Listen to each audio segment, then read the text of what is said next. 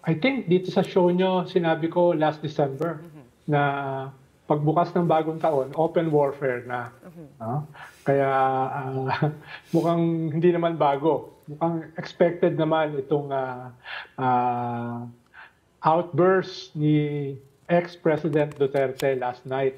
Ang medyo ang medyo nakakatawa lang ay only in the Philippines na isang ex-president ay in one speech, ite-threaten yung incumbent president ng lahat ng forma ng pagpapabagsak sa presidente at saka sa gobyerno. From insurrection, destabilization, uprising, coup d'etat, secession, even assassination. No?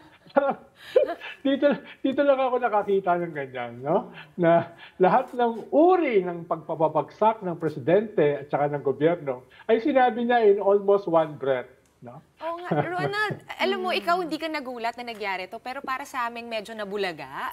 Although medyo nandyan na nga, no, yung writings on the wall early on, meron pa rin mga surprises. At least personally for me, nagulat ako na nagsalita si Baste Duterte ng ganon. Nagulat din ako na nandun si Vic Rodriguez, former Executive Secretary of BBM. And si Gloria Macapagal Arroyo naman, I was expecting for her to show up in Davao, pero nandun siya sa Manila. Did these same things surprise you or did you expect it? What do you make of it all? No. Una ay the day before, may build-up na. Pinakita nyo nga rito si presidential sister na nanggagalaiti, no? Halos maiyak na gisingin ang kanyang kapatid, no? Himasin ang kanyang puso, no? Buksan ang mga mata at ilayo sa mga demonyo. Sino kaya yung mga demonyo na yon, no? Tapos in the afternoon, bago yung rally, ay nagsalita naman si Baste na calling for the resignation of the president. At sasakay na lang daw siya ng vapor papuntang Indonesia, no? At nung nangyari yan, medyo may build up na. Pero even beyond that, Angela, Sean, no?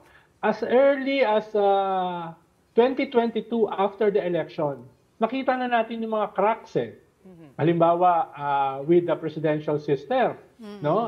Nagalit siya na hindi man lang siya pinakinggan doon sa unang SONA. Marami siyang sinasabi na deadman ang presidente sa kanyang SONA. Tapos si ex-President Arroyo nanggagalaiti rin dahil hindi siya naging speaker. Kaya ang tingin nila, may sense of entitlement sila na sila yung nag-negotiate nitong unity team. Sila nagkumbinse kay Sara na maging vice. At sa tingin nila, sila nagpanalo kay President Bongbong Marcos. Tapos outside the kulambu sila. Kaya as early as after the election in 2022, nakikita mo na yung mga grumblings, makikita mo na yung cracks. At sumabog nga yan nung pumutok yung issue ng attempt na coup against Speaker Martin Romualdez. At natanggal si Senior Deputy Speaker Arroyo as Senior Deputy Speaker. At dyan na nangyari yung defining moment ng tambaluslos. Na sabi ko nga nun, that will define the next few years hanggang 2028. Yung tambaluslos incident na yan. Quick And the follow-up rest lang is history. No? Lumala lang lumala, nawala yung hundreds of millions na intelligence at saka confidential funds. No? Nangyari yung tuluyan ng tinanggal si Deputy Speaker Arroyo at nangyari na rin itong banatan ni President Duterte na sabi niya dinidisrespect yung kanyang anak, no? At sinabi ni Browner, Chief of Staff ng ating Armed Forces, na merong mga destabilization at saka even coup attempts against BBM na ang sabi naman ni ex-President Duterte, kinakausap lang naman niya yung mga generals, no? Mukhang pinag-uusapan nila paano gumawa ng omelette, no? Kaya hindi siya bago no?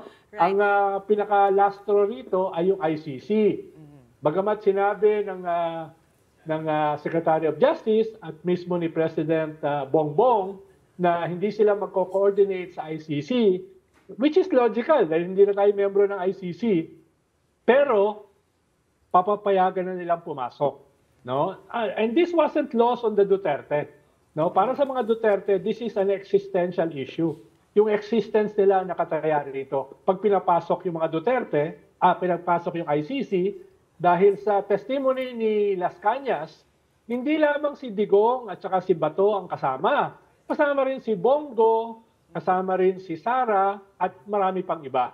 Right. So, talagang bagamat gumawa ng attempt si Digong 2 weeks ago sa kanyang press con sa Davao na mag-send ng feelers indirectly raw para makipag-usap kay BBM at sinabi pa niya komportable siya kay President Bongbong Marcos at hindi siya naniniwala na may kinalaman ito sa ICC at hindi siya naniniwala dito sa pulburon video, etc. etc.